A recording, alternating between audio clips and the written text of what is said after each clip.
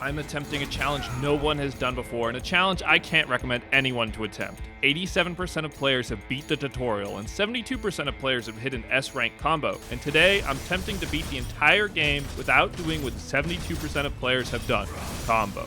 And I only have one shot at this. If I slip up and combo too much, that mark will permanently be on my profile, and that's not all. I'm making it even harder. So here's the ground rules. No combos at or above S, however, realistically I'm going to be stopping around B or upper C to make sure I don't accidentally hit it, as well as no upgrades besides blue orbs, no devil trigger, no devil buster, no XC, no nightmares on V, no golden orb respawns, no anything. Just left click, right click, jump, and the occasional dodge. But dodging also raises my combo, so I'm going to have to be careful with that. So let's start a Dark Souls DMC5 run unlike anything you've ever seen. Oh, and I'm not playing on easy mode either. I'm playing on the hardest difficulty you can on your first playthrough. And yeah, it's my first time ever playing the game. It has to be. Anyone who ever played DMC5 before has the achievement of hitting a combo. I don't.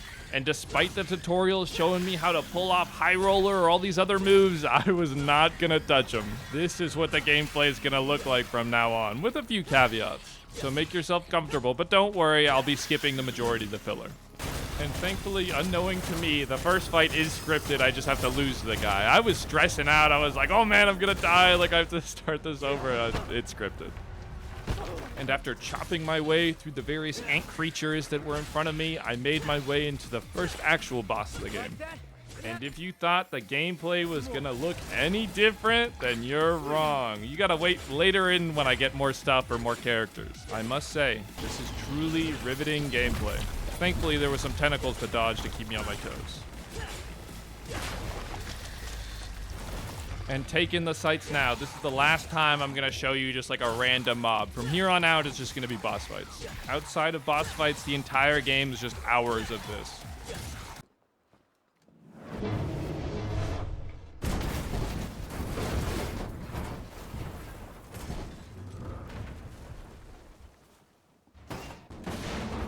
And that takes us to our second main boss fight of the game. This guy had actually some really cool moves. I really liked his like ground slams and stuff, and how you could like break through buildings.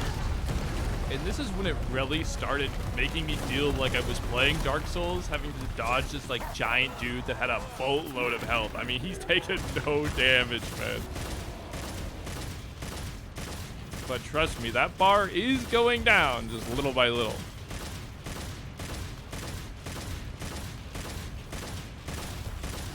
And I said no devil breakers or anything unless necessary. And this is the one time in the entire game that I used it just to escape that guy's tornado.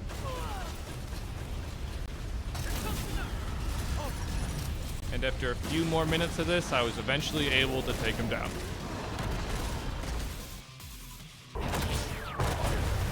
And on to the next one. Thankfully, this one took significantly more damage than the last guy with all of my attacks. They just really kept their distance and almost played it with a bullet hell with a lot of projectiles, but that was no problem for me because they were probably keeping their distance so somebody ideally couldn't combo them, and I wasn't going to combo them anyway, so I mean, it worked out. And this fight, for the most part, was pretty easy.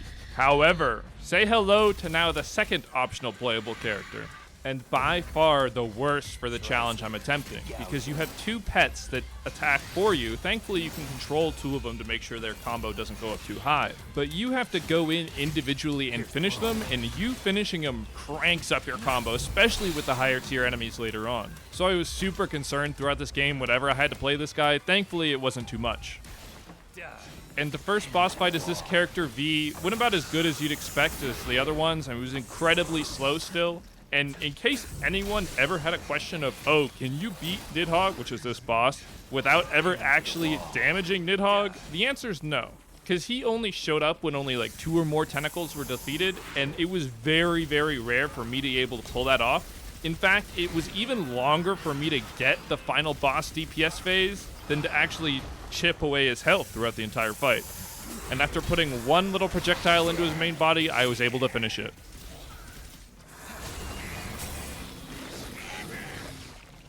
The cutworm forgives the plow. What do you say?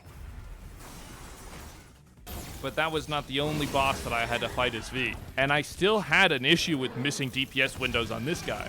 because he would just kill both of my summons super easily, and then I just have to run around attempting to dodge everything. And I say attempting because you can't dodge without the Panther, and you can't jump without the Crow. But thankfully, the respawn windows aren't too long, and so we can check another boss off the list.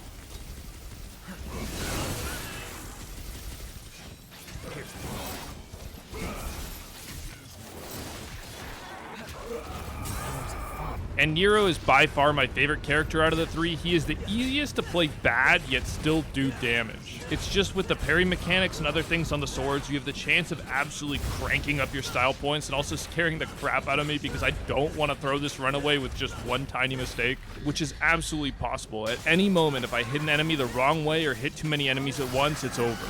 But next boss fight, I got an NPC version of the character I don't like to fight with me, so they could just DPS while I'm doing very important things, like making sure this dude does not stand back up.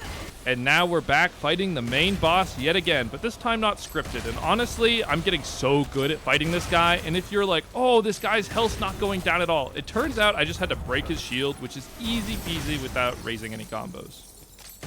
And just in case you're like, oh man, I wish he showed more gameplay of like the random mobs and not just the bosses. You really don't wish I showed it. Here's an example. This is brutal, man. This is the embodiment of the Dismal rank. Who knows? Maybe this is what it looks like to game critics when they played through the game. And this takes us into our next boss, or I guess mini boss. And the issue with this one is that they keep spawning more if you don't do enough damage, as well as if you break their mask, it instantly erases your combo, along with other things. Plus, not to mention, as demonstrated earlier, when my summons die, I can't do anything. I just have to sit and wait around, and there's a lot of sitting and waiting around for this fight. And again, if I don't damage them, they keep spawning more. But it was eventually doable.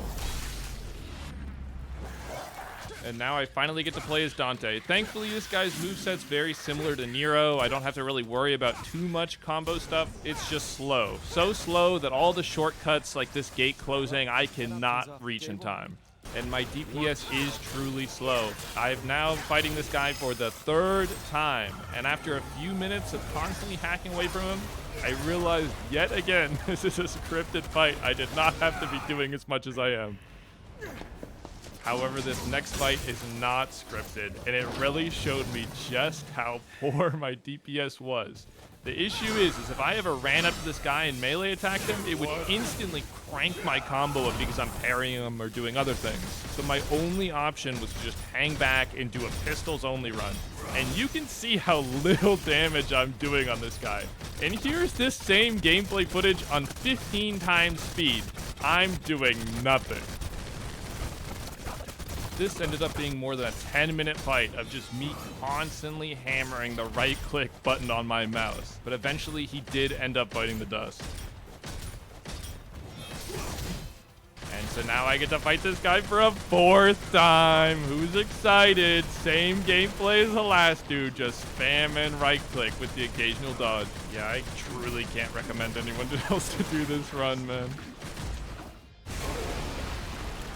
But thankfully, after hitting a few dance moves, we're nearing the end. And this part's really interesting. Throughout the game, I've seen a few like starring and then a person's name or whatever, and I've assumed it's just like an NPC or a ghost of somebody else's run. And so while Snake Boss 978 here took care of the enemies, I was just doing the objective or just various other things. I wasn't really DPSing too much. But it turns out this is actually a real dude. I kept spamming jump just seeing if the like what I assumed to be a ghost would respond. It was a real person.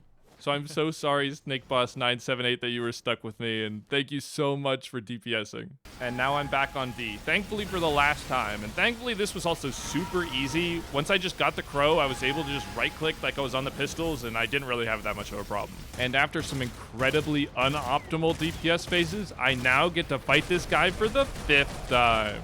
Same setup as earlier, you know the drill, just right-click, right-click, right-click, right-click.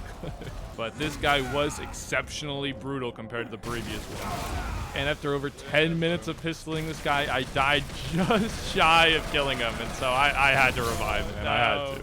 No way I was going to sit through that again. And besides, the rule set said gold orb respawns. I never mentioned red orb respawns. So I'm taking the win on this one. He was pretty much dead.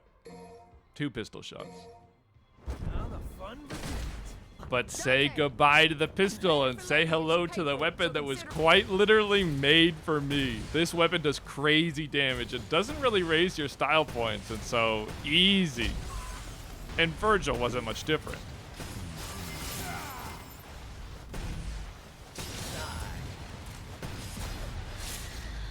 And during the final fight back on Nero, once I did enough damage to him, he was staggered, and I was really afraid to hit Q and do whatever move it was trying to make me do because I had no idea how much style it would give me for it. And honestly, I think me not doing, and I mean, I don't know how much damage either, but me not doing it gave me so much damage and literally turned this fight into a cakewalk. And I did it. I pulled it off. I finished Devil May Cry on Devil Hunter mode without ever getting the achievement for reaching an S rank combo. So to answer the question that you never even thought about answering, yes, you can beat Devil May Cry without ever getting a combo.